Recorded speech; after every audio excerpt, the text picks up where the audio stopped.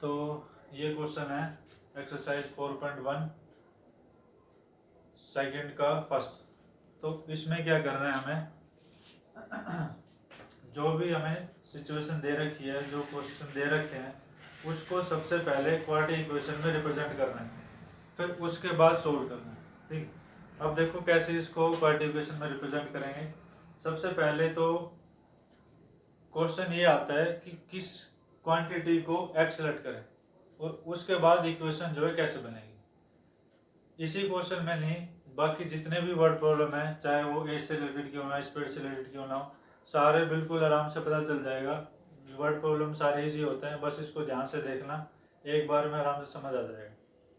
तो सबसे पहले क्या करना होता है, जितने भी वर्ड प्रॉब्लम है, जितने भी क्वेश्चन है, उनको एक बार क्विकली पढ़ना होता है। जैसे उसमें क्विकली पढ़ने का मतलब ये नहीं है कि उसको रीड कर लिया और हो गया एकदम से, नहीं। मतलब उस क्वेश्चन में हमें क्या क्या गिवन है और क्या रिलेशन दे रखा है और क्या फाइंड करना है, बस उस चीज पे फोकस करना है। एक तो हमें गिवन क्या है और एक हमें फाइंड क्या करना है। और कुछ एक क्वांटिटी का दूसरी क्वांटिटी के साथ रिलेशन देते हैं वो ऑलवेज, मतलब मोस्टली क्वेश्चन में, कि जैसे कि ये चीज़ इससे इतनी डबल है, इतनी एक्स्ट्रा है, इतने ट्वाइस है, इतने लेस है, इतने ग्रेटर है, कुछ इस टाइप के रिलेशन होते हैं क्वेश्चनों में। ठीक, तो वहाँ से हमें इजी हो जाता है कि किसको लेट करें और कैसे इक्वेशन बनेगी। जैसे इस क्वेश्चन की बात करें तो इसमें जो है फर्स्ट लाइन में the area of the rectangular plot is 528। एक रेक्टेंगुलर प्लॉट है, उसका एरिया गिवन है 528। तो पहली लाइन में हमने ये बात नोट कर ली कि हमें गिवन क्या थी, this is the rectangular plot जिसका एरिया गिवन है 528 मीटर स्क्वायर। अब ये तो कंफर्म हो गया कि हमें गिवन क्या है, एरिया गिवन है of rectangular, this is 528 metre square. ठीक है, अब आगे अगर रीड करें तो the length of the plot is one more than twice its breadth. जैसे कि मैं अभी कह रहा था कि एक चीज का दूसरे से रिलेशन देते हैं कि ट्वाइस है, वन मोर है, दिस, ऐसे इसमें गिवन है कि जो लेंथ है, length of the plot is one more than twice its breath. अब यहाँ से मैं समझने की जरूरत है, लिख देते हैं length is one more than twice its breath. तो अब देखो यहाँ से बिल्कुल आराम से समझ आ जाएगा कि किसको वेरिएबल लेट करें। तो मोस्टली ऐसे रिलेशन में सबसे ज़्यादा, पहली बात तो एक क्वांटिटी होती है पहले, एक क्वांटिटी होती है रिलेशन के बाद में। ठीक है, जैसे इसमें क्या है, length is one more than twice is breadth. जो लेंथ है वो ब्रेथ के ट्वाइस से वन एक्स्ट्रा है। ठीक है, इसमें ऐसे में किसको लेट करते हैं, जो बाद में जो क्वांटिटी गिवन होती है, मोस्टली जैसे देन वर्ड आ गया, देन के बाद जो भी हमें गिवन है उसको पहले लेट कर लेते हैं एक्स। ठीक, जैसे इसमें लेंथ पहले गिवन है, ब्रेथ बाद में गिवन है, तो ब्रेथ को पहले हम लेट कर लेंगे एक्स। कैसे, let breadth of rectangular plot is x metre. अब लेंथ जो है वो ब्रेथ के ट्वाइस से वन मोर है। इसमें भी जो है कैसे करते हैं क्वेश्चन, पीछे से आते हैं ब्रेथ। जैसे यहाँ पे लिखा है is one more than twice its breath, यानी पहले ब्रेथ को जो है ट्वाइस करना है, फिर उसके बाद वन मोर वन ऐड करना है।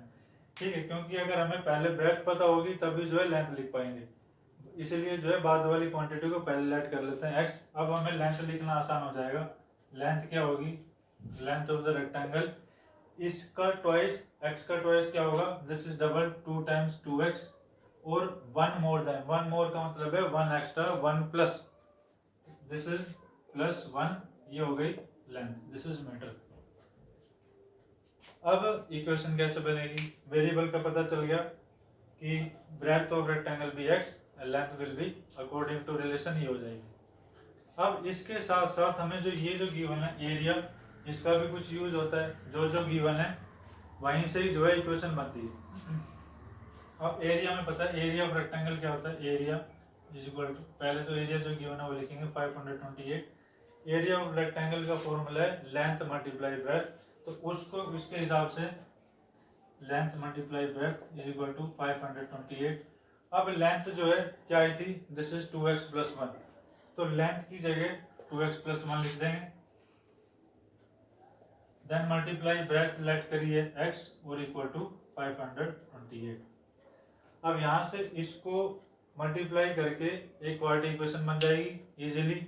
क्या होगी देखो, x को 2x से भी इंटू करेंगे, x को 1 से भी इंटू करेंगे।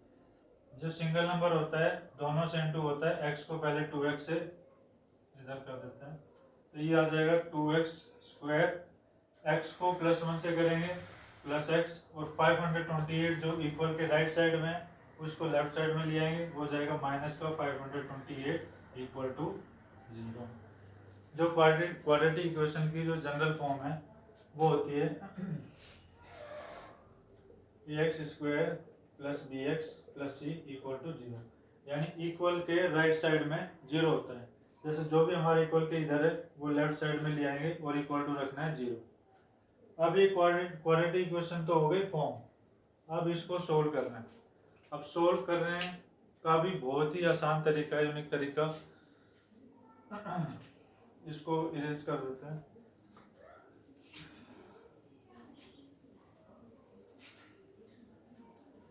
एक बार और देख लेते हैं यहाँ से कैसे हमने वेरिएबल ऐड करा, कैसे इक्वेशन बनी।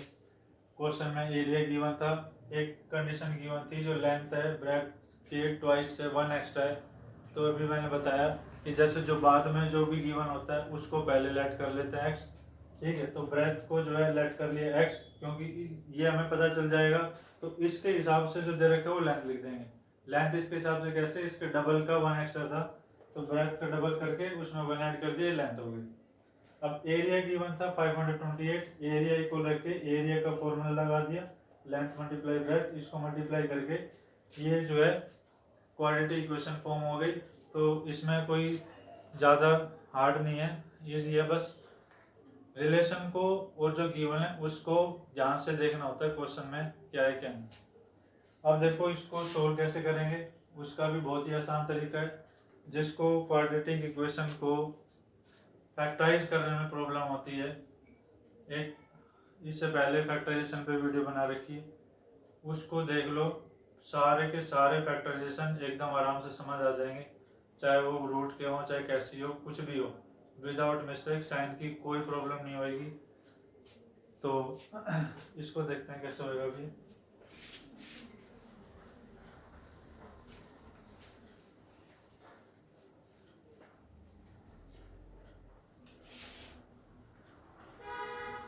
x square plus x minus 528 equal to 0। अब इसके जो है इसको सोल्व करना है, फैक्टराइज करना है। इसमें भी ध्यान से स्टेप टू स्टेप तरीका एक बार फिर से देख लो कैसे होता है।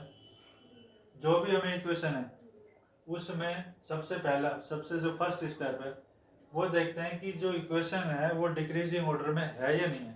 डिक्रीजिंग ऑर्डर का मतलब है जैसे क्वाड्रेटिक इक्वेशन होती है ax square plus bx plus c equal to 0, यानी कि पहले वेरिएबल की हाईएस्ट पावर 2, x की पावर 2, देन x की पावर 1 और लास्ट में कांस्टेंट टर्म और फिर इक्वल टू 0।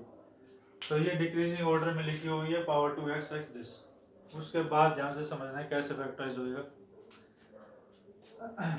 जो x स्क्वायर का जो कोफिशिएंट है 2, उसको कांस्टेंट टर्म से मल्टीप्लाई करना है विद साइन, ठीक। एक्स स्क्वायर कोफिशिएंट 2 हर एक क्वेश्चन में एक्स स्क्वायर कोफिशिएंट 2 है, उसको किस इंटू करना है, माइनस 528 से। क्या आएगा, 2 मल्टीप्लाई माइनस 528 इक्वल टू 500 का डबल 1000, 28 का डबल 56 माइनस 1056 1056। अब जो इंटू करने के बाद जो है उस नंबर के हमें प्राइम फैक्टर लेने। प्राइम फैक्टर कैसे, क्योंकि इवन नंबर है 2 से चला जाएगा, 2 से इंटू करके ये आया था तो इसको हाफ जो है यही आ जाएगा 528। अभी भी इवन नंबर है, इवन नंबर फिर ये 2 से होगा, 2 2 4 2 4 फिर इवन 2 से 2 1 जा 2 3 है, 2 2 है, फिर 2 से, फिर 2 से, अब 3 से 11। तो 1 पहला स्टेप था एक्स स्क्वायर कोफिशिएंट को कांस्टेंट टर्म से मल्टीप्लाई करने के बाद जो है सेकंड स्टेप है उसके प्राइम फैक्टर ले लें। अब यहाँ से जो है बहुत ही ध्यान से देखना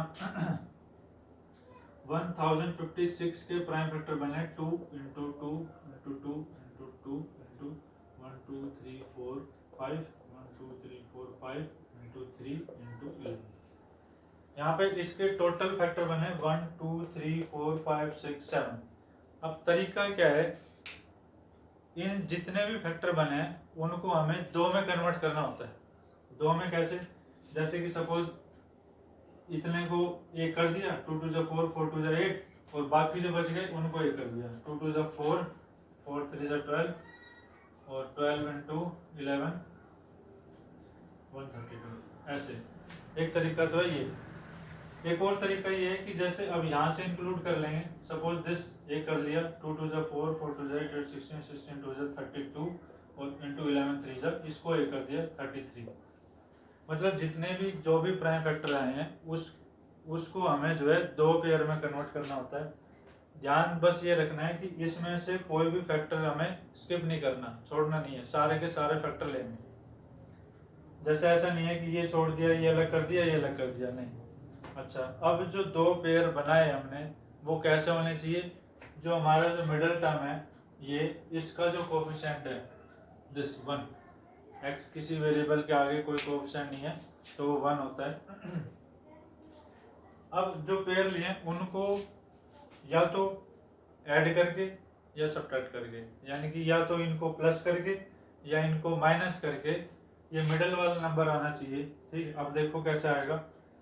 इसके बहुत सारे और पेयर बन सकते हैं, जैसे इनको एक कर दिया और कर दिया। अभी फिलहाल मैंने दो पेयर लिए हैं, इनमें से अगर आता है तो ठीक है, नहीं तो और पेयर बनाने की कोशिश करेंगे जिससे कि प्लस माइनस करो तो ये मिडिल टर्म जो है 1 आना चाहिए। अब जैसे यहाँ से पता चल रहा है साफ साफ 33 माइनस 32, 33 में से 32 माइनस कर देंगे तो 1 आ जाएगा। अभी यहीं से ही पता चल गया, तो इनको प्लस करेंगे ज़्यादा जाएगा, माइनस करेंगे तो 1 आएगा। तो इसके बाद जो स्टेप है हमारे ये कि ऐसे पेयर देखना जिसको प्लस माइनस करो तो जो है 1 आना चाहिए। अब हमें ये पेयर पता चल गया। इसके बाद बहुत ही इम्पोर्टेंट चीज़ क्या है वो देखना ध्यान से, कैसे होते हैं सोल्व सारे।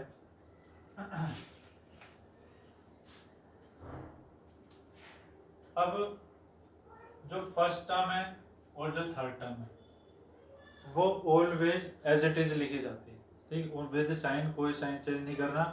अब हमें जो है 2x स्क्वायर जैसे 2x square as it is लिख देंगे और -528 -128 ऐसे लिखेंगे। जो इसमें मिडिल टर्म है उसको स्प्लिट करना होता है दो पार्ट्स में, वो भी दो पार्ट्स में, किसमें, जो हमने फैक्टर लिए हैं उसमें। ठीक, जैसे 1 को हम कैसे लिखेंगे 33 - 32। अब इसका भी एक लिखने का तरीका है बहुत ही आसान, और सबसे ही आसान कहूँगा मैं तो, यूनिक, सबसे यूनिक, जिसमें चाहे कितने भी बड़े क्वेश्चन आ जाओ कि रूट में आ जाओ, कैसे भी आ जाओ, आप बिल्कुल जो है आराम से कर लोगे, कोई साइन की मिस्टेक नहीं होगी। ठीक है, देखते हैं कैसे होएगा, बस इसको थोड़ा ध्यान से देखना। अभी क्या बताया, फर्स्ट और third term as it is होते हैं। उसके बाद जो यहाँ पे जो साइन है वही साइन हमें यहाँ पे रखना है, प्लस का, ये प्लस है तो प्लस का, माइनस है तो माइनस का। अब उसके बाद जो हमने पेयर लिया है, ठीक, यहाँ से मेन क्या चीज़ है, जो पेयर लिया है उसमें से एक होगी ग्रेटर डिजिट और एक होगी स्मॉलर डिजिट। तो ग्रेटर डिजिट को ऑलवेज फर्स्ट पहले लिखना है। ठीक, जैसे 33 ग्रेटर है तो इस ग्रेटर डिजिट को हम पहले लिखेंगे, स्मॉलर को नहीं लिखना पहले, ग्रेटर को पहले।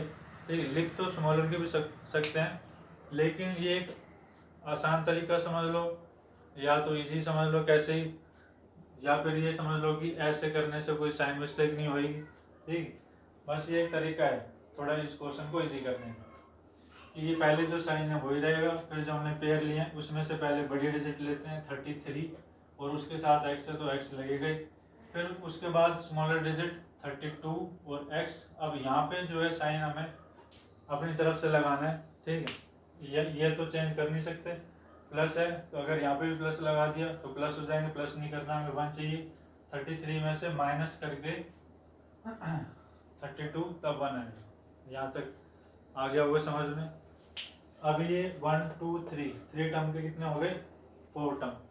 इसके बाद जो तरीका है वो है मेन चीज कि कैसे होता है आगे। उसके बाद अगर आपको आगे समझ में तो सारे के सारे क्वेश्चन जो है आराम से हो जाएंगे। देखो क्या होगा।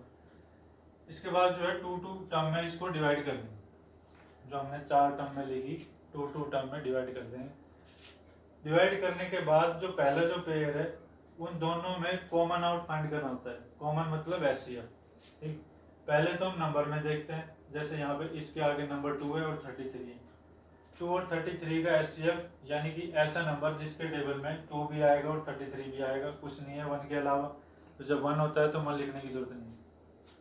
फिर एक्स स्क्वायर और एक्स में जो कॉमन है, एक्स कॉमन है, एक्स यहाँ पे ले लेंगे, ओनली एक्स कॉमन है, एक्स यहाँ लिख के कॉमन लेते ही ब्रैकेट लगा देते हैं।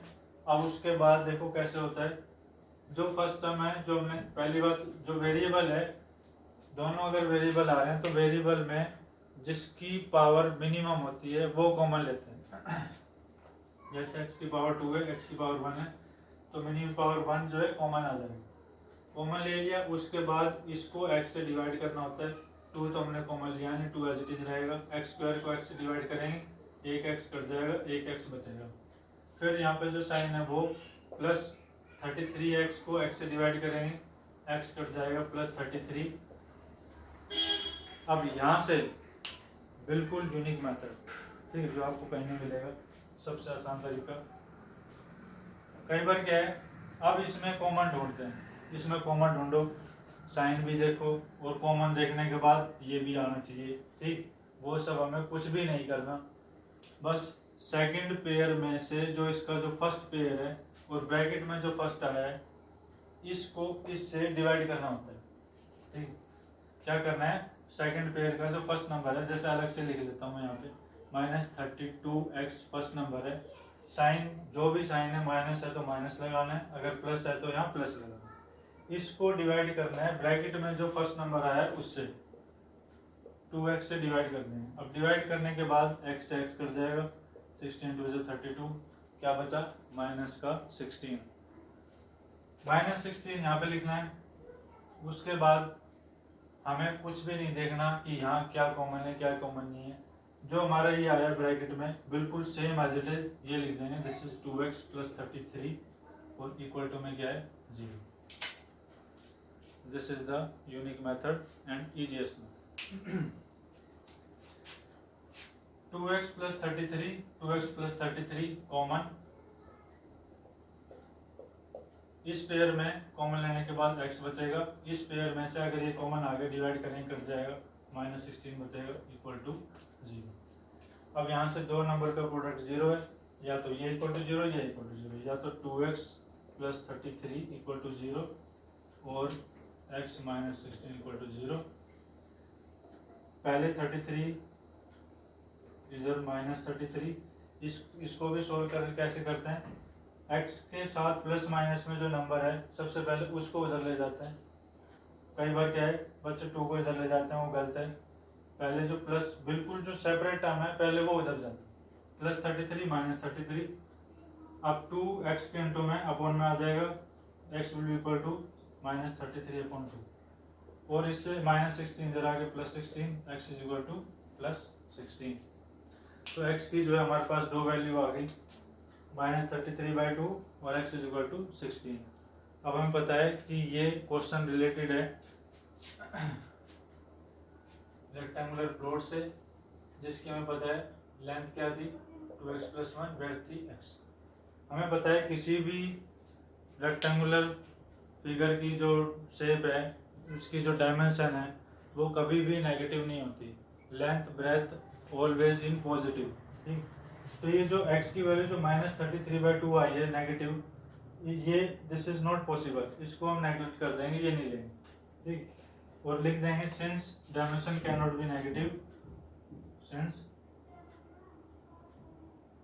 dimension can't be negative, so x is 16। x 16 होने का मतलब है x को हमने लेट किया था, वो ब्रेथ को लेट किया था x, ठीक है। इसका मतलब रेक्टेंगल की जो ब्रेथ है, this implies breadth of rectangle भी 16 मीटर, क्योंकि एरिया मीटर में था और क्वेश्चन में भी लिखा हुआ है जो लेंथ इन मीटर उसमें है, तो मीटर में ही लिखेंगे आंसर भी। और लेंथ जो है इसके डबल से 2 एक्स्ट्रा थी, तो 16 का डबल और plus 1 extra, 16 2 is 32 plus 1, this is 33 metre answer. तो ऐसे आप जितने भी वर्ड प्रॉब्लम है आराम से सॉल्व कर सकते हो। उम्मीद है ये समझ आ गया होगा। Thanks for watching.